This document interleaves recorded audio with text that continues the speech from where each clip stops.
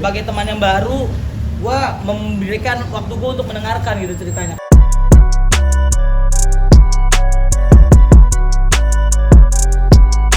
Sahabat Kompas.com, komika Marshall Widianto menceritakan awal mula dirinya mengenal hingga bisa membeli satu Google Drive berisi 76 konten asusila milik tersangka Dea OnlyFans.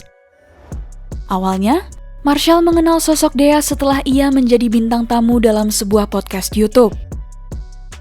Marshall menilai pembicaraan podcast itu menarik untuk dijadikan materi stand-up komedi. Marshall pun mencari tahu kontak Dea untuk menggali informasi lebih dalam. Keduanya pun berteman, hingga akhirnya Dea dapat berbicara lebih terbuka mengenai masalah pribadinya kepada Marshall. Adapun, Marshall mengungkapkan bahwa Dea sempat mengalami masalah hujatan warganet.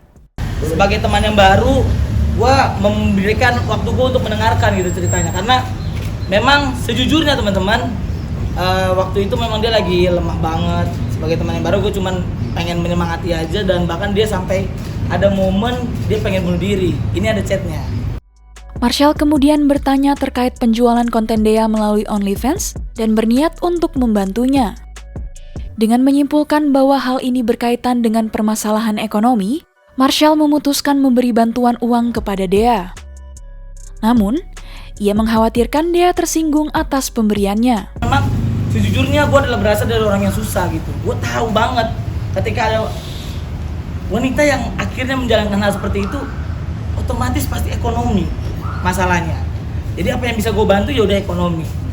Dan kalau misalkan lu tanya kenapa akhirnya lu beli, ya udah ya karena memang kan gue penasaran juga. Akhirnya gue tukar konten. Kalau gue ngasih uang doang takutnya ntar dia tersinggung, akhirnya dia udah tukar konten. Dia kasih gue konten, gue kasih dia uang.